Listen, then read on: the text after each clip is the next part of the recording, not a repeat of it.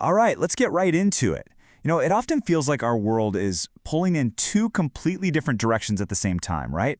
On one hand, we're celebrating these incredible steps forward, this vibrant culture, and then boom, the next moment, we're staring a crisis right in the face. Today, we're going to dig into that tension, and we'll start with this really powerful story out of Nepal that, honestly, is kind of like a snapshot of our whole world. So I want you to just picture it. The ancient streets of Kathmandu's Basantapur Durbar Square just absolutely buzzing with people. This is Gai Jatra, it's the festival of cows, and it's where thousands of people come together to remember loved ones they've lost in the last year. It's this incredibly beautiful, kind of poignant mix of spiritual remembrance and just vivid, living celebration. But, that ancient tradition, it isn't the whole picture.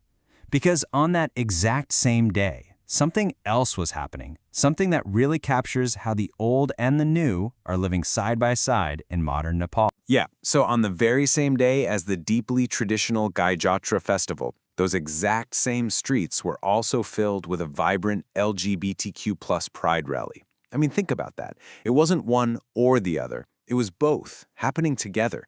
What a powerful symbol of a country holding its history and its future in the very same space. And this pride rally was a really big deal. This was the first one since the community got hit with some pretty significant U.S. funding cuts. I mean, that could have been a devastating blow. But instead, the rally was just electric, full of music and dancing and this real sense of optimism. This wasn't just a party. It was a powerful act of resilience. It was a demand for rights right in the face of a huge challenge. And this tension, it goes way beyond culture. Nepal's journey toward economic progress is marked by the exact same thing. A massive step forward that's immediately met with a really serious risk. Okay, so check this out. The Upper Marsiung D hydropower project. This massive facility just hit a huge milestone. It's now generated a total of 3 billion kilowatt hours of electricity.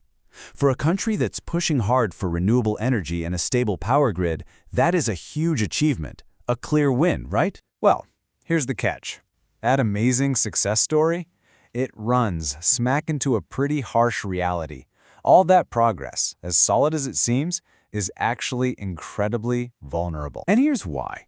Recent really severe floods tore through South Asia and caused us widespread damage. And what got hit? Key infrastructure. The very same hydropower facilities that represent all that progress were damaged. Vital trade bridges were hit too. It's just this stark reminder that climate change really threatens to wash all these advancements away, and it just screams for the need for more resilient infrastructure. So this brings up a pretty critical question. We see this mix of celebration and vulnerability, of achievement and risk, so clearly in Nepal. But is this just a local story, or is it something that we can see reflected all over the globe? Well, as soon as we zoom out, we find that no, this tension is not unique at all. It's a theme that's running through global headlines pretty much every single day, and it's putting the entire world on edge. I mean, just take a look at two totally different headlines. You've got New York City's Times Square, a place that's practically synonymous with celebration and crowds, and that feeling is just shattered by a sudden shooting.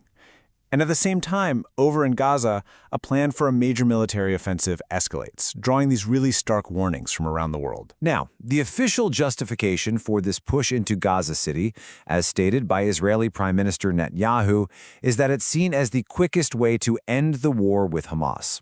So that's the stated goal behind the military action. But this plan has been met with pretty significant international backlash. You have leaders from both the United Nations and the European Union who have voiced strong criticism. And their shared concern, as reported, is that this kind of offensive could dramatically worsen what's already a severe humanitarian crisis in the region. So after all that, what do we actually take away from this? We've seen celebration and activism, we've seen progress and peril, conflict and criticism. Let's try to bring it all together. Ultimately, what it boils down to is this. Nepal's story isn't just about Nepal. That image of a pride rally marching right alongside an ancient festival, or a brand new power plant that's threatened by floods. That blend of celebration, progress, and risk. It's a microcosm of our entire world. We are all living in this state of contradiction. And that leaves us with a final, really vital question to think about. We all want to celebrate our traditions, our identities, our achievements. Of course we do. But how do we do that? And how do we build a future that can actually withstand the challenges ahead when we know that so much of our present is just so incredibly fragile?